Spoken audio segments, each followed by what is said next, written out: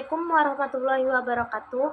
Perkenalkan, nama saya Winda Oktagianti dengan NIM 23053040. Di sini, saya akan menjelaskan mengenai perekonomian Indonesia pada masa Orde Baru. Pada tahun 1966 adalah masa suram bagi perekonomian Indonesia, di mana inflasi mengalami kenaikan hingga 600%, cadangan devisa menipis, hutang menumpuk, dan rakyat terhimpit krisis pangan. Harga-harga naik setiap bulannya, bahkan harian. Di tengah kekacauan ini, muncul sosok Mayor Jenderal Soeharto yang perlahan menggantikan Soekarno dan memulai rezim Orde Baru. Soeharto tak berjalan sendirian. Ia menggandeng sekelompok ekonom muda lulusan Amerika yang dikenal sebagai mafia Berkeley yang menjadi arsitek utama kebijakan ekonomi Orde Baru. Lalu, apa langkah pertama yang mereka lakukan untuk memperbaiki perekonomian Indonesia pada saat itu? Langkah pertama yang mereka lakukan adalah mengendalikan inflasi, karena inflasi sendiri merupakan masalah utama pada saat itu. Pemerintah menerapkan anggaran berimbang, menghentikan praktik pencetakan uang secara liar, dan merestrukturisasi sistem ekonomi nasional. Hasilnya, ternyata cukup mengesankan, di mana inflasi itu turun ke kisaran 100% yang tadinya 600% dalam waktu singkat, dan stabilitas mulai tercipta. Di tahun 1969, Soeharto meluncurkan Repelita, rencana pembangunan 5 tahun sebagai cetak biru pembangunan jangka panjang. Fokus utama Repelita adalah trilogi pembangunan, yaitu stabilitas nasional, pertumbuhan ekonomi, dan pemerataan hasil pembangunan. Secara teori, rencana ini sangat menjanjikan untuk mendorong pertumbuhan ekonomi dan kesejahteraan masyarakat.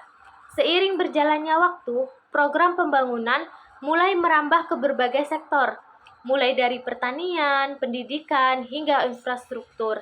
Negara bergerak dari ekonomi yang bisa dibilang berantakan menuju ke ekonomi yang lebih terstruktur. Ekonomi Indonesia perlahan mulai tumbuh dan kepercayaan investor mulai pulih. Di tahun 1970-an hingga awal 1990-an adalah masa yang kerap disebut sebagai masa keemasan Orde Baru. Indonesia memperoleh keuntungan dari lonjakan harga minyak dunia. Pendapatan negara membengkak, dan dana itu bisa dipakai untuk pembangunan jalan, jembatan, bendungan, sekolah, hingga rumah sakit. Selain itu, pemerintah juga meluncurkan revolusi hijau, memperkenalkan teknologi pertanian modern seperti pupuk bersubsidi, irigasi, traktor, dan bibit unggul. Lalu, bagaimana hasilnya? Salah satu buktinya adalah ketika Indonesia berhasil swasembada beras pada tahun 1984. Prestasi besar yang sempat dibanggakan di forum-forum internasional. Sektor industri pun mulai tumbuh. Zona industri bermunculan, tenaga kerja terserap, dan ekonomi tumbuh rata-rata 6-7% per tahunnya. Angka kemiskinan juga turun dari 60% di akhir 1960-an menjadi 11% di awal 1990-an. Indonesia bahkan sempat dijuluki sebagai macan Asia karena lonjakan ekonominya.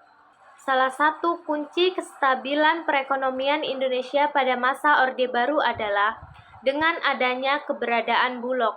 Bulog adalah Badan Urusan Logistik. Lembaga ini mengelola stok dan harga pangan pokok seperti beras. Bulog memungkinkan harga kebutuhan pokok tetap stabil, terutama bagi masyarakat yang memiliki penghasilan rendah. Ini dapat membuat inflasi pangan bisa ditekan dalam jangka panjang dan mendukung kestabilan sosial politik. Namun, di balik semua pencapaian pada masa Orde Baru, tersembunyi berbagai persoalan. Pemerintah Soeharto semakin sentralistik. Proyek-proyek besar seringkali dikuasai kroni dan keluarga dekat, menjadikan korupsi, kolusi, dan nepotisme atau yang disingkat dengan KKN sebagai bagian tak terpisahkan dari birokrasi. Pembangunan pun lebih banyak berpusat di Pulau Jawa, sehingga meninggalkan ketimpangan yang sangat mencolok. Perekonomian masih sangat bergantung pada ekspor komoditas dan utang luar negeri. Industri manufaktur tumbuh, tapi belum cukup kuat untuk menopang perekonomian jika terjadi guncangan eksternal. Sistem perbankan tidak diawasi secara ketat. Akibatnya, banyak perusahaan besar yang menyembunyikan utang luar negeri lewat bank-bank dalam negeri. Jadi, dapat disimpulkan bahwa perekonomian Indonesia di masa Orde Baru mengalami perubahan besar. Dari kondisi ekonomi yang sangat terpuruk di akhir 1960-an, Indonesia berhasil bangkit dan tumbuh pesat selama 2 dekade berikutnya. Pemerintah berhasil menurunkan inflasi, membangun infrastruktur, meningkatkan hasil pertanian, dan menurunkan angka kemiskinan secara signifikan. Program-program seperti Repelita, Revolusi Hijau, dan Peran Bulog menjadi kunci keberhasilan pada masa itu. Namun, di balik pencapaian tersebut, ada masalah serius yang tidak bisa diabaikan. Korupsi merajalela, pembangunan tidak merata, dan ekonomi masih bergantung pada utang serta komoditas ekspor. Ketika terjadi krisis ekonomi global yang terjadi di akhir tahun 1990-an, fondasi ekonomi yang rapuh itu mulai runtuh, dan Orde Baru pun ikut tumbang. Singkatnya, Orde Baru berhasil membawa pertumbuhan ekonomi, tapi gagal menciptakan sistem ekonomi yang kuat, adil, dan tahan krisis. Sekian materi yang dapat saya sampaikan.